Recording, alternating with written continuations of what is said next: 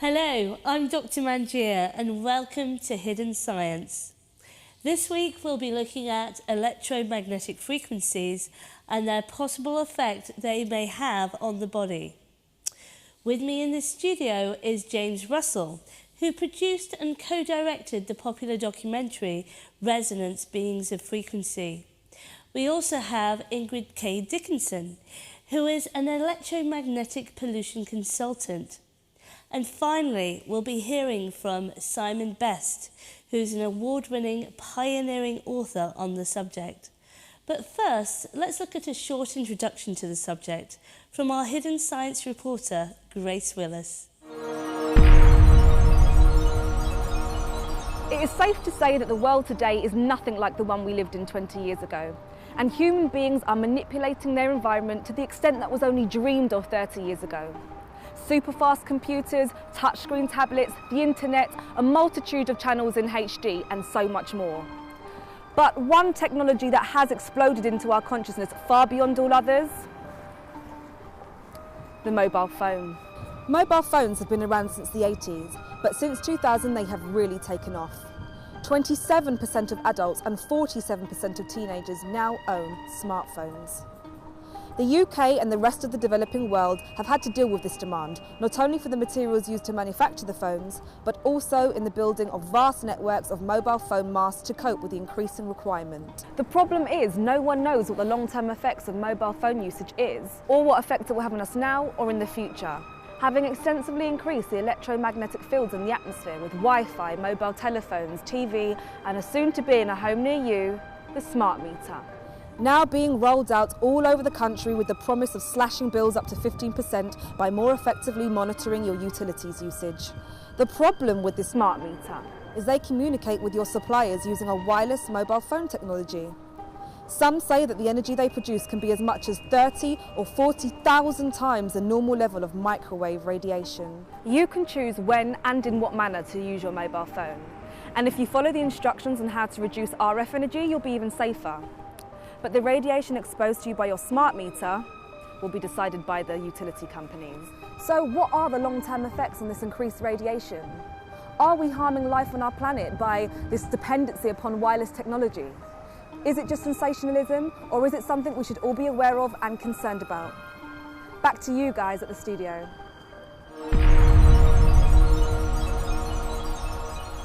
Wow, that's pretty alarming stuff. My first guest today, who will be discussing this more with me, is Ingrid Dickenson. Hello, welcome to the show. Thank you for coming. And I'll let you introduce yourself, because it's quite interesting what you're doing with people in your practice there. Yes, I run the energy medicine practice, and I've been treating people with pulse magnetic fields, basically, since the last 25 years, electrocrystal therapy, but actually it's actually feeding frequencies through crystal, but it's a frequency that is important here. So I have understood since the 80s that everything is based on frequency, and if a frequency is bioactive, that means it's not biocompatible with the actual frequency of the body, it will harm the body and mainly interfere with brain frequencies. So I knew this just when the mobile phones came out. Right. I understood. I also have studied Schumann resonance, the effects of Schumann resonance. And when you look at the frequencies that we are now bombarded with, they are all quite high, and Schumann resonance is 1,000th of a volt. Right. So there's a very, very subtle frequency that is overlaid by all these mobile phone frequencies. So people get affected, and I want to point out that when people get affected by it, and this is what I treat them for as well, electrosensitivity, I believe that everybody is electrosensitive, because what has been shown is that if you take a blood sample before and after somebody uses a mobile phone, you can get what's called the rouleau effect occurring just 15 minutes after using the mobile phone. which is the red blood clot. So this is where the blood cells actually they're clumping together. So they should be actually nice and sort of flowing. Yeah. And of course that could lead to problems. In dark field microscopy, on the back, yeah, you can actually see the effect almost immediately after using such a device. Well, let's just talk a little bit about what sort of people you're seeing. So when people come to you, do they say, I think I'm suffering from EMFs, or what? No, some people, most people don't know. Right.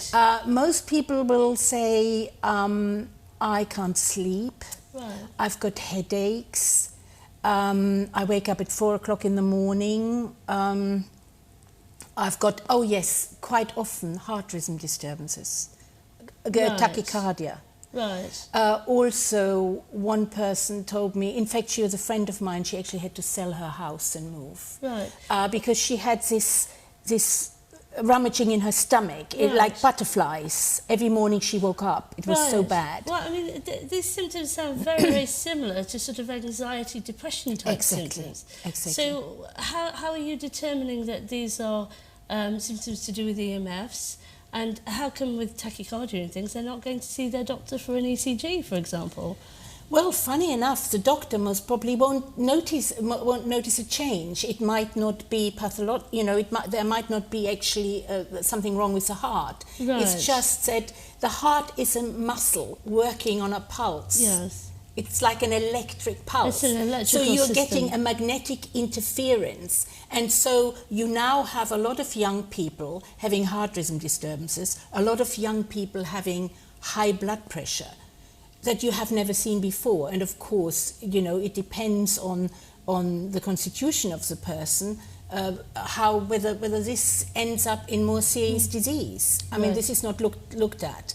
We know, I've known, because my main background is with, I've looked at research from German scientists, hence my connection to the Competence Initiative, which actually shows quite clearly that brainwave rhythms are affected, and there isn't a normal. So what is happening is that, for example, if you use your mobile phone at night, or some people makes a huge mistake of putting the mobile phone next to themselves on the bed, unbelievable, and that will actually interfere. So these strong pulses will interfere with brainwave rhythms. Also, what you need to understand is that the pineal gland, together with the pituitary gland, they produce melatonin at night. Melatonin mainly is produced in complete darkness.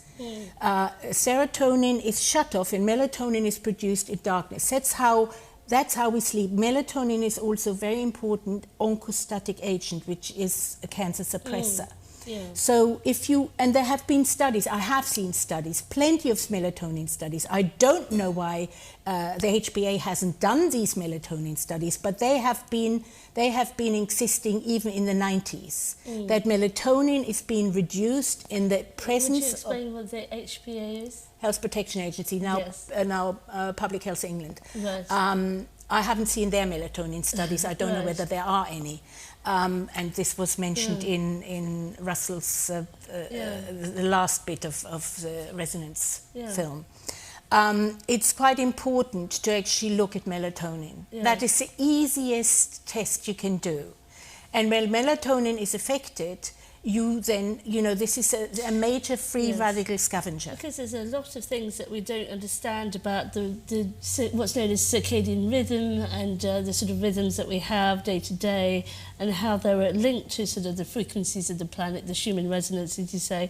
But it's quite interesting that you say these symptoms that you commonly see. I mean, what would be a bit more conclusive that they are sort of EMF related is what happens when you take people outside of the field? That's usually when people get better. Now, Professor Dr. von Klitzing in Germany, he's running a lab where he actually determines electrosensitivity. And he determines that with checking heart rhythm variability and microcirculation. So he can easily see how the body reacts. Quite often people are showing signs of electrosensitivity when they're previously been affected by chemical sensitivity. Now we're living in London. We have got a lot of to cope with. Then quite a lot of us are already our system is already predetermined to be polluted in some way or another. Are there any sort of mainstream universities that are actually looking at the sort of peer-reviewed journals that are saying definitively that all these things are linked to EMF pollution? Well, you know that even IARC, the International Association for Cancer Research, has actually, together with WHO, have actually admitted that mobile phone frequencies and all these frequencies or wireless frequencies are coming under 2B carcinogens. Right. So they actually have admitted it. So it's actually a WHO, but individual countries maybe not. So I believe Sweden actually recognises sensitivity, is that right? Yes. The interesting thing is that everything seems to be determined by ICNAP. Now, ICNAP, International Standards, right? This is very interesting because you look at the background of ICNAP and you look, who is ICNAP? Right. ICNAP started as a little Verein in Germany. Right. You know, they actually have got no legal power. They're just saying... Are they the main regulatory body for Europe? So if you actually now go to PHE and say, I think this is dangerous, what do you think? Oh, it's within ICNAP guidelines. Right, right. So ICNAP is quoted all the time. Who pays for the research for ICNAP? That's a good question. So they are actually creating guidelines, but those guidelines are not necessarily based on what is safe. The guidelines are based on thermal radiation. Thermal radiation, right? so the athermal effect is the effect of the pulse within the high-frequency carrier wave. So they're literally looking at how much the head is being cooked by the mobile phone. Yeah, you know what I mean? It's never cooked. And that's a remark that is completely taken out of context. Yes. And that, if that happens, then you're really in danger. Right, yes.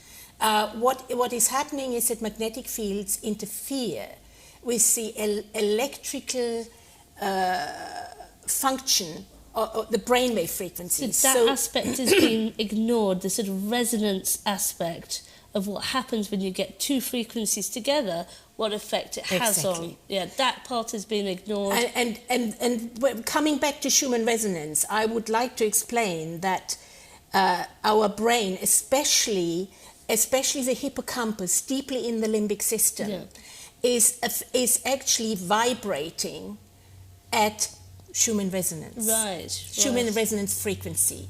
And that a hippocampus is responsible for your dreaming, for your concentration, for your creativity, and most important, for your short-term memory. We're going for a quick break right now, so join us again in a few minutes.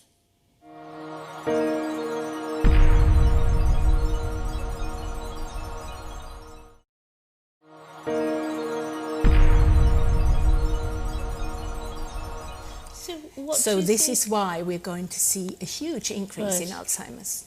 Right. Early onset Alzheimer's. So what do you think are the long-term effects of mobile phones and all of these bombardments of the new technology on the brain, for example, or other parts of the body? What have you seen are the long-term effects in studies as well? In studies, we're seeing that the brainwave rhythms, the whole rhythm is affected from, the biological rhythm. The circadian rhythm, not the just day-to-day rhythm. Yeah. Because you have got lots of rhythms, hence I'm talking about tachycardia. There is a rhythm there. Yes. And a lot of people will tell you that they suddenly get... heart rate. Yeah. Yeah. I mean, I'm just trying to think how that distinguishes from, if somebody's getting a high heart rate, if they, maybe getting a sort of atrial fibrillation, for example. Is that the sort of thing that you're seeing? Yes. Right, yes. Okay. I mean, not just, I'm saying when I'm seeing it, I'm seeing it in all the papers that I've collated since 1995. Yeah, right. Heart rhythm variability, that's why Dr. von Klitzing checks heart rhythm variability. That's one very good indicator whether you are reacting. But I want to stress now that electrosensitivity is only really visible or people feel it when they are kind of know their body well, when they're... But there are a lot of people who are electrosensitive. I believe that everybody, the human system is innate, is affected by electromagnetic frequencies. Right. We have actually evolved through Schumann resonance. Isn't it a strange coincidence that, in fact, I was told this by Dr. Wolfgang Ludwig, who used to run the Institute of Biology in Germany, that the hippocampus, I didn't know that, I found this out years ago, that the hippocampus actually is vibrating in resonance with Schumann resonance. Right. So now what you're having, the body doesn't hear Schumann resonance anymore. It's still there, but Right. it's overlaid.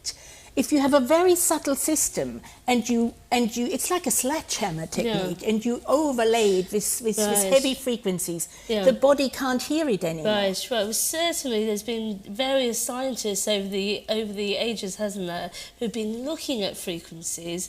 And Nordstrom, the surgeon, who've been treating tumours with different frequencies, and there's all sorts of research. I have a book here by Harold Saxton Burr, who was doing so much work in the mid-20th century. It seems that we had various people through the ages who've been looking at the resonance side of things and how that affects our health, but it's like we're not taking it on board in the mainstream. Would you say that was the case? We are certainly not taking it on board in the mainstream. Yeah. So we need to have a look at the subtle effects, what this possibly could do to our health, because we're not really taking it seriously at the moment. So, from the brain tumours or the heart problems, that I presume the people that you see have already been to their doctor, and the doctor has said... Oh, I would always say go to the doctor, or always have an EEG. So it's people who have already been cleared by their doctor but still feel unwell, who come to you. So what sort of things do you do? So what can someone expect if somebody comes to see you? What sort of therapy do you do? Well, I do several things. I treat with pulse magnetic fields, so I treat with the right frequencies, with biocompatible frequencies. And what is the technology that you use? That would be the electrocrystal therapy. Could you explain that a bit? Well, I mean, that is basically... I think Harry Oldfield could explain this better, but it's basically a frequency that is akin to a healthy human body. Right. You basically feed it back, and it works on harmonic resonance, so you're affecting the field. But I've also developed a meditation technique called earth breathing, where I could scan before and after, where actually you are trained to train your brain to go in harmonic resonance with Schumann resonance. So effectively what you're doing is, if people's fundamental frequencies really are being bombarded with the wrong type of frequency from all the sort of waves that are coming into them, you're actually sort of correcting them. Yes. And so Professor Harry Oldfield is the inventor of this electrocrystal side of things that you do. So he's presumably worked out what the correct frequencies are to bathe people in, to bring them back to health. Yeah, you scan before and after, right? So you can see how the treatment affected the body. But the exactly the same thing also happens with this technique that I've invented, this earth breathing. In harmonic resonance with Schumann resonance. Again, I also scan before and after, and the field immediately adjusts itself. Well, certainly, EEG, is it a type of EEG neurofeedback system? So you're actually bringing, I've definitely seen that happen before, where you're actually bringing the brain waves, putting people into more relaxed states, so that is that the sort of thing you're talking about? It's a moving meditation. It's very much connected with intention, with imagery, with breath, and with movement. Right. And that will actually somehow, and this is really a mystery to me even, because I can scan before and after, and the body completely harmonizes after. However, I'm not saying that this will protect you completely from electromagnetic pollution. I think that we have to change the technology to something that is already on the agenda, but I don't understand why it's not been already pushed through, which is visible light communication. Right, okay. And so what sort of effects are you having? I mean, what sort of results are you getting in your clinic? Well, people, when people, more so than when people know how to adjust their frequencies themselves with the breathing, Yes. It quietens the brain, it quietens brain activity, and it actually makes them feel more stronger. I have very good feedback from that. Right. But nobody's done an actual clinical trial or anything on it. No. I'm sorry, I haven't got the money to do clinical trials on it. Actually, it'd be quite interested to see what you think of these smart meters that are being introduced into people's homes, sometimes even being forced into people's homes.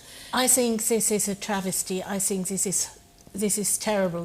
We are stepping now into a time zone that will actually have a huge effect on everybody. Well, what do you feel is the problem? What do these do? Well, these meters are similar to mobile phone masts. Right, in people's homes? Inside people's homes, and they will emit pulsed frequencies. Right. Constantly, 24/7. Right. And that, as I explained before about the melatonin. Yes. Now, I'll have to quickly explain, because the brain thinks that, or the pineal gland receives light waves in a similar way than it receives these pulsed magnetic fields, because the pineal gland is very sensitive to electromagnetic fields, extremely sensitive.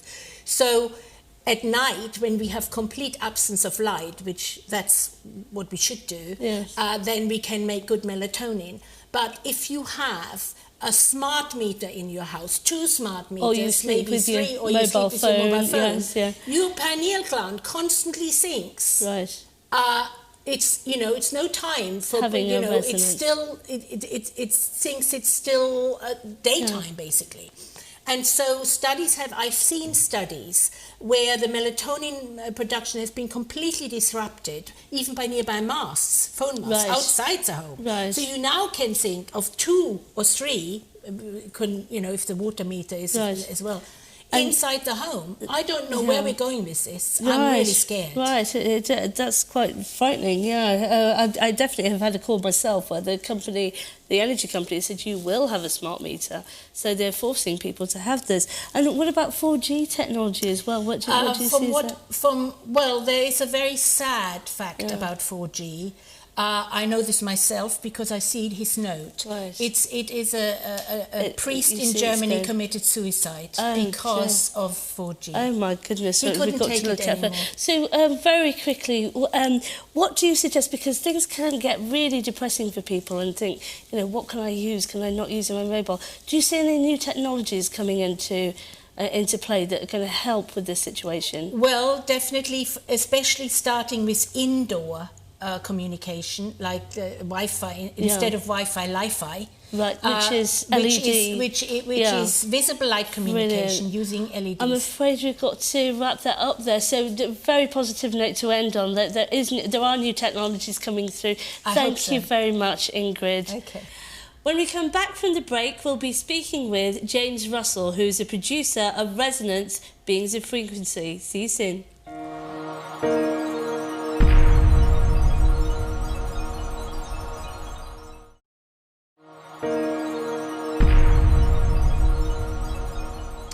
My next guest is James Russell, who is a television presenter as well as a film producer.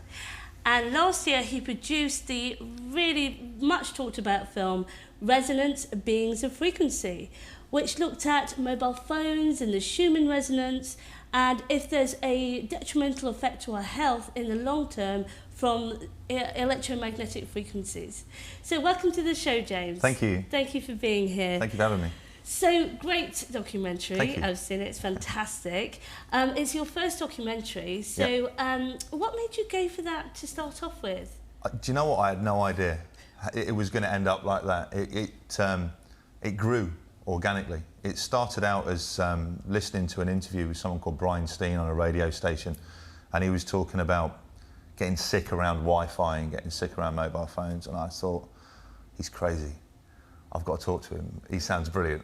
So I drove up and just near Nottinghamshire and went and met him. And he couldn't be any further from crazy. You know, he was the CEO of a massive frozen foods company. He was incredibly intelligent, really articulate, really well-spoken. And he just said, look, I just get sick around Wi-Fi, I get sick around mobile phones. And he kind of planted the seed of, this is why I get sick. So it kind of led from that. And the more we dug, the more information we found, the further down the rabbit hole we seemed to go. And the film just literally, it almost wrote itself. It put itself together because pieces of information kept falling together. And what we did was just kind of assemble a jigsaw of trying to work out why. Because people have asked the question of, do mobile phones, does Wi-Fi, do telecommunications, does radio frequency, do microwaves, do they have a detrimental effect on our health? But nobody's really looked at how. And that was what interested us, was how, what's the mechanism, how does this work? Yes, that's definitely interesting, because you start off by talking about the Schumann resonance. And what is the Schumann resonance, and how, if it's interfered with, that could have a detrimental effect on our health? What is that exactly? Could you explain it? Well, I think before you look at Wi-Fi and mobile phones, and before you look at ill health that's come from that, you have to go all the way back to the beginning of the dawn of mankind. And however you believe the birth of mankind came about, we all believe a similar thing, that there was a point where man was created and we've evolved over those years. And the environment that we've evolved in, we're surrounded by frequency, we're surrounded by electromagnetic waves. In between the Earth and the ionosphere, when you put a sphere inside a sphere, you create an electromagnetic reaction of frequency.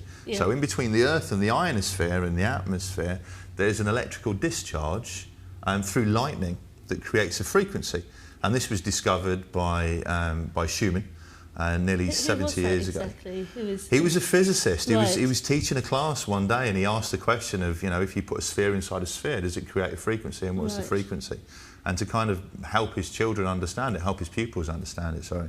He said, well, imagine the Earth and imagine the ionosphere. So they did, and they tried to work out what the frequency of the Earth would be. And they concluded that the frequency of the Earth would be around 7.83 hertz, which is quite specific. Ironically, pretty much the same sort of time there was research taking place with the brain's frequency. Okay, the alpha waves of the human brain were being studied.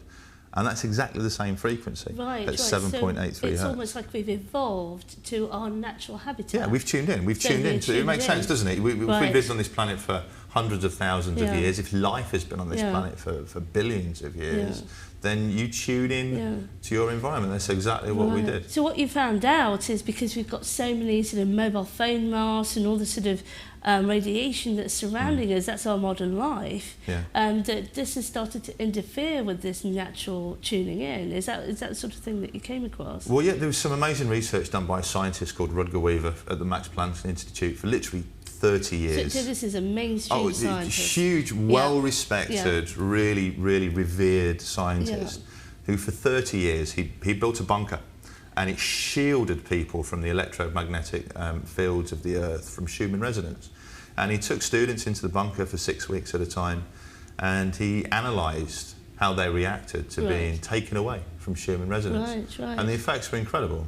You know, they suffered ill health, they became nauseous, they became depressed. Was this like a sort of almost like putting them in a Faraday cage? You know, they suffered all of these ill health effects. So he built a Schumann resonator that he could broadcast 7.83 hertz. And as soon as he broadcast 7.83 hertz into the bunker, their ill health effects disappeared. They became happier, their nausea disappeared, their headaches disappeared. And so is this what's happening now, that we're being removed from the Schumann resonance, and so some people who are maybe particularly sensitive, could you talk about electrosensitivity? Can you I think we are all sensitive. If you look at life and what life is, the existence of life is the presence of electricity. You know, the way that they test for life, they test for electricity. The way that your brain communicates is through electromagnetic frequencies. The way that your DNA communicates inside your body is with frequencies. You are, as this film says, you are a being of frequency. Absolutely. And it's a very, very delicate construction of what we are that's taken millions of years to be created. You know, so it makes sense that something so delicate, something so fragile, something so reliant upon frequencies for cellular communication, for DNA communication, for neurotransmitters, you start all of a sudden, and it literally is, all of a sudden, when you look at the time scale that we've been on this planet and the amount of time that we've been subjected to mobile phone radiation, all of a sudden you start subjecting human beings' life to alien frequencies, bombarding them. And it's not just your mobile phone, it's you live in a soup. We all live in a soup.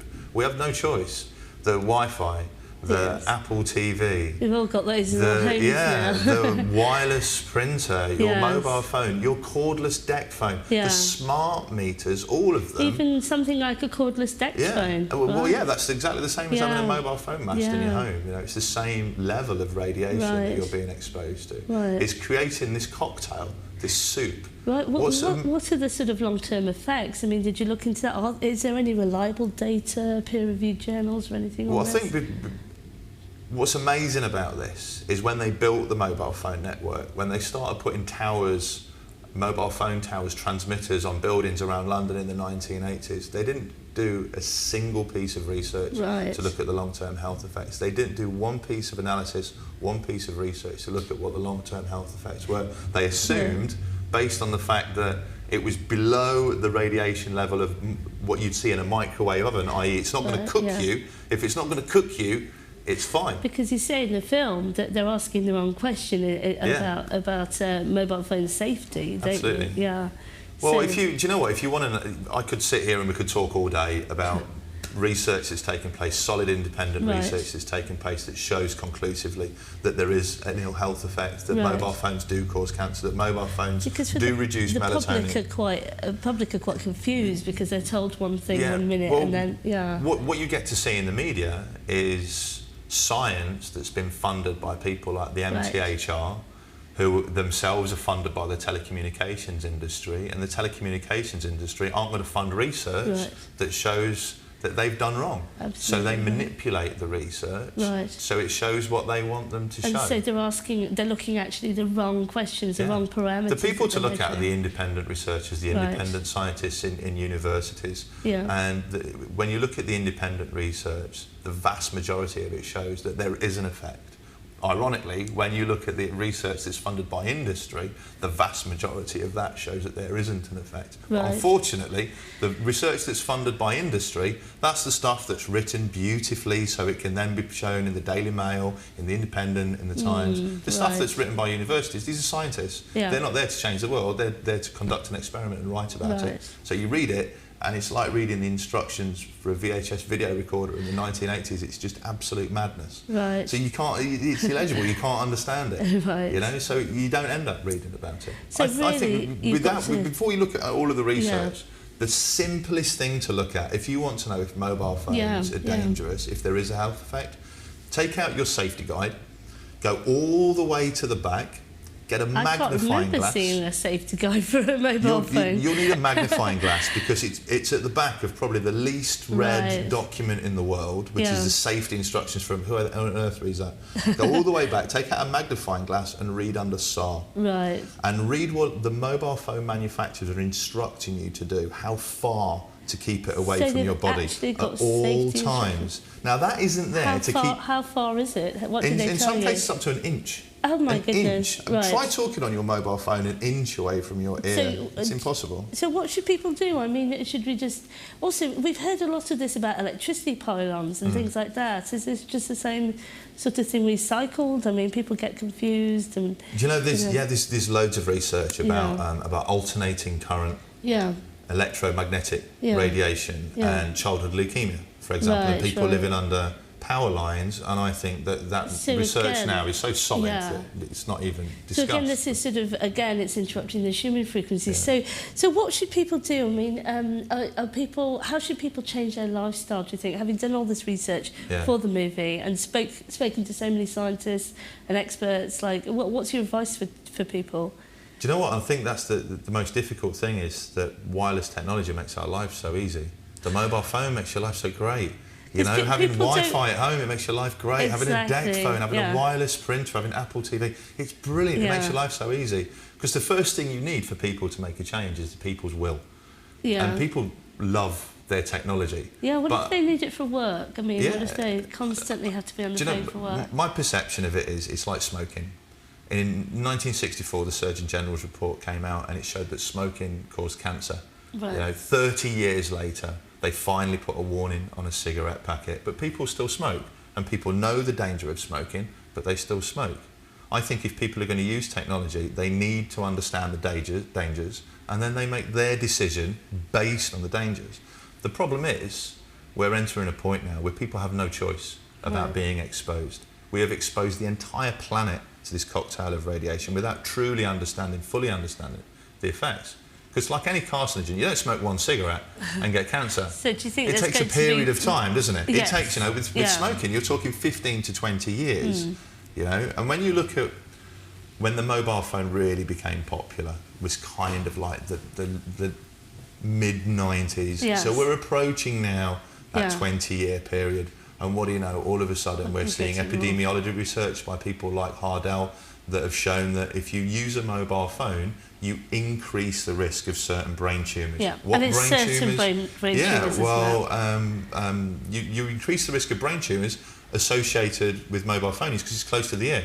So do you think that in the future mobile phones are going to come with a warning, like your cigarettes? They should do. They could do come with a warning, but they hide the warning. They hide the warning. They like tell a you. very big warning. The like warning on isn't the for packet. you. Yeah. The warning is not for you. It's the just warning, to cover themselves legally. The warning is when they stand up in court, they can say right there in the safety manual, we told you how to use this phone. I see. You ignored it. So what do you think is the answer? I mean, do we have to develop new technology that's not so toxic to us? I think that the technology that we have today is so ingrained in our lives that it's difficult to develop new technology. Maybe we should just all learn how to be telepathic. That'd be awesome. I think we just need to be knowledgeable about it, and I think we need to be cautious with it. You know, if you have Wi-Fi, turn it off. If you have a mobile phone, use a headset. So maybe plug your limit your exposure. Yeah, do your best to limit your exposure. I think is key. Right, brilliant. Well, thank you very much for appearing on our show. You're welcome. Right, we're going for a break now, so join us in a few minutes.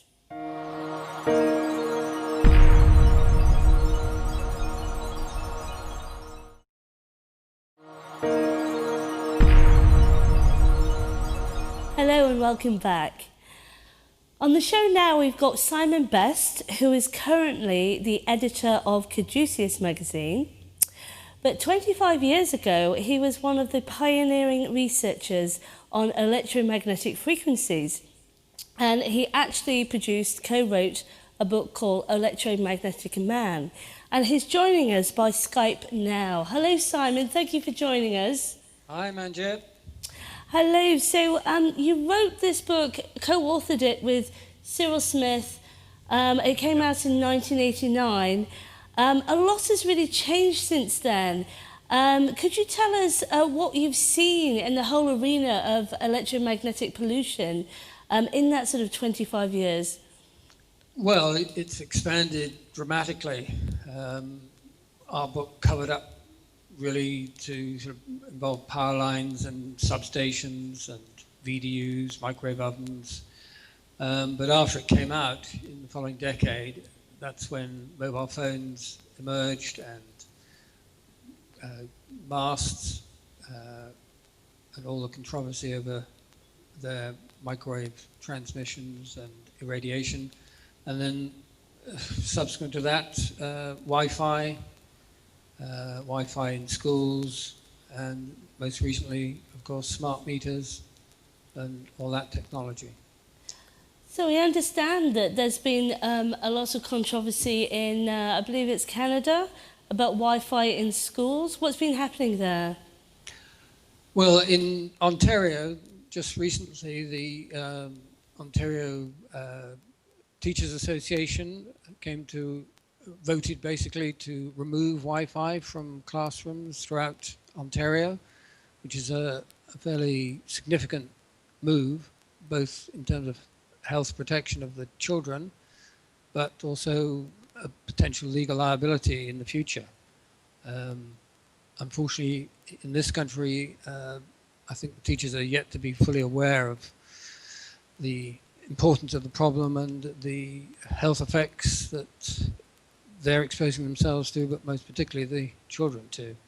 Right. And have they actually been seeing health effects that they can specifically pin down to EMFs in children? Well, there's a new study by some Greek researchers that just came out recently.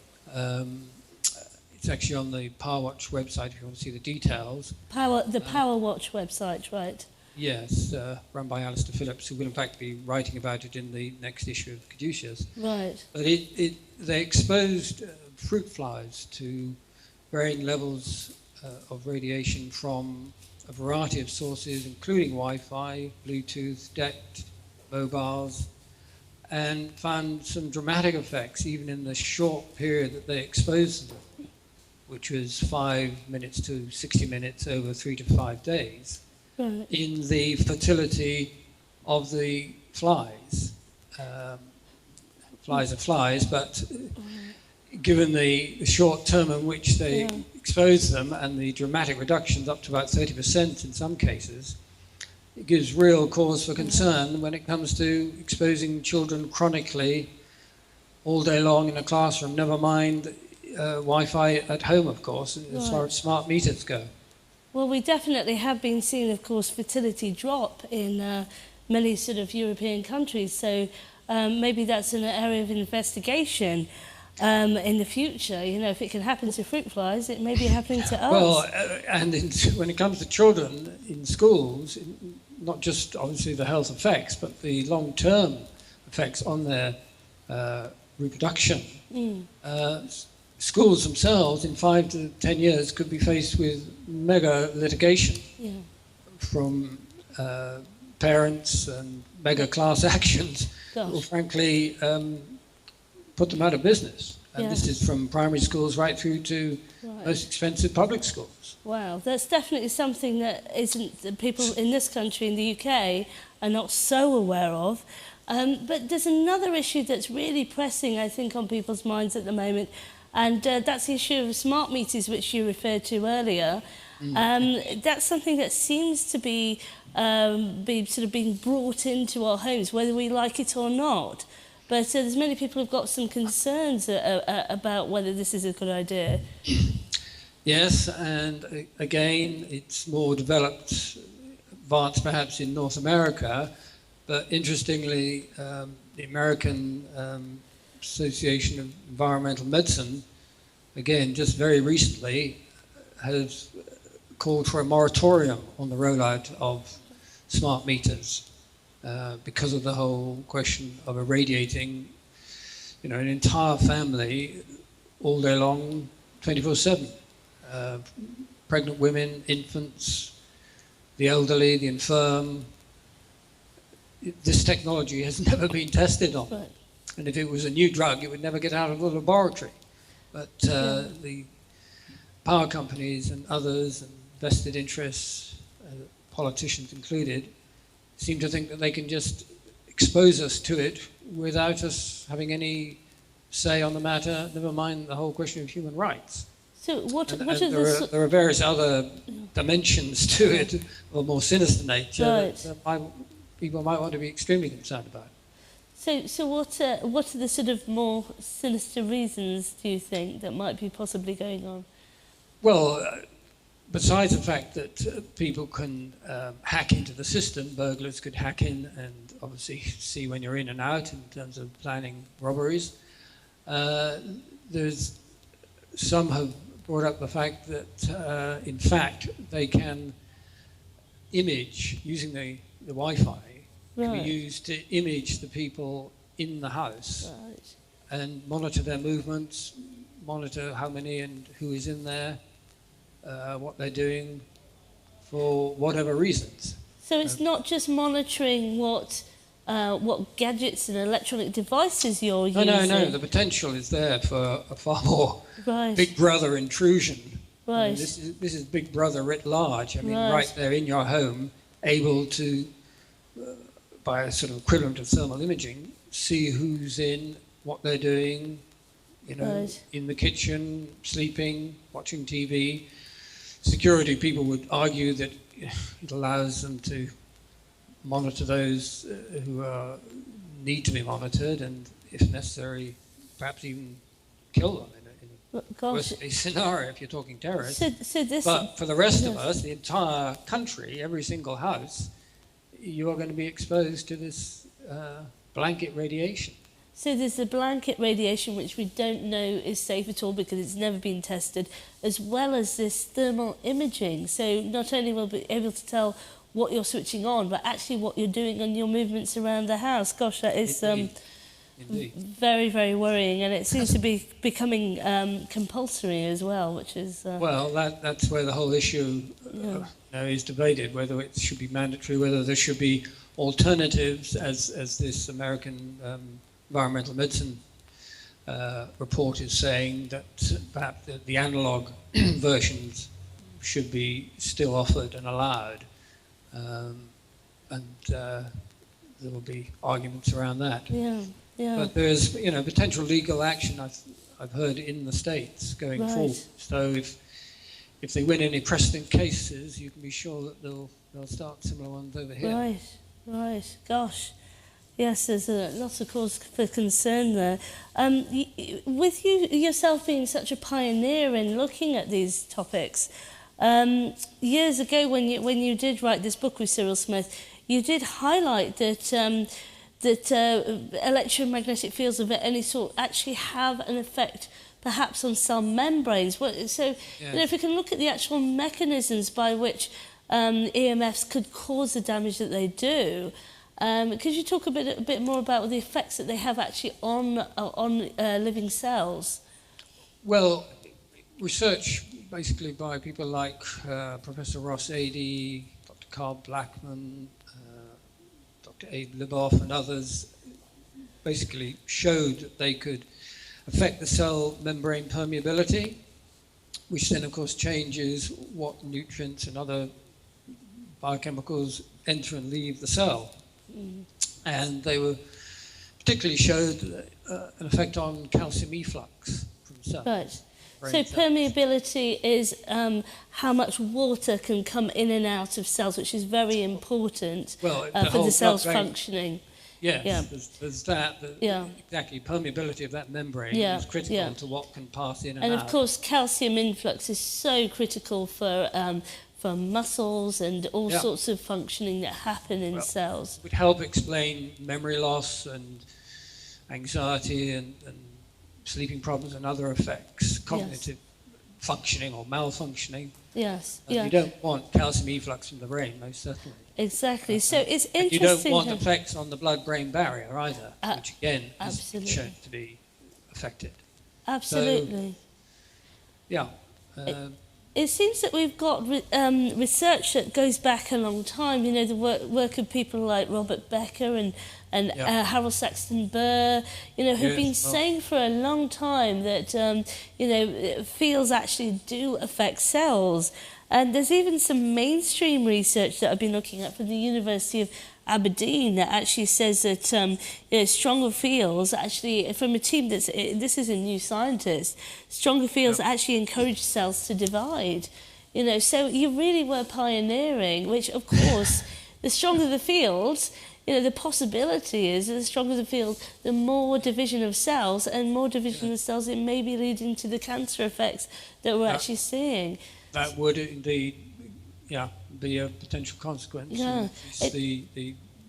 Increase the rate of division and potential cancer effects. There's been a new study just by Dr. Hardell just a couple of months ago from Sweden, who's a major pioneer over the last 10 years, looking at mobile phone effects, and he's reporting increased acoustic neuromas and gliomas in the site of the face, etc. What do you think will happen with 4G? Well, is that more dangerous? I think potentially it certainly could be.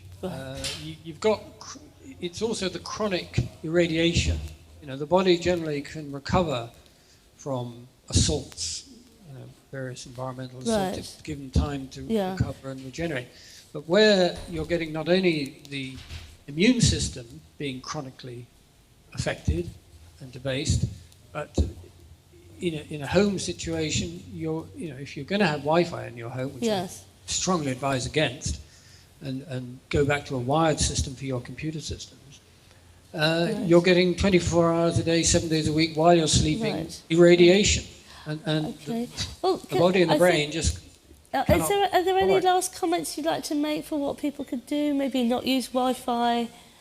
Well, certainly not use Wi-Fi in the home, Right. not just for yourself, but for your children or pregnant wife or And resist smart whatever. meters. resist Yeah, resist smart having meters most smart certainly. meters.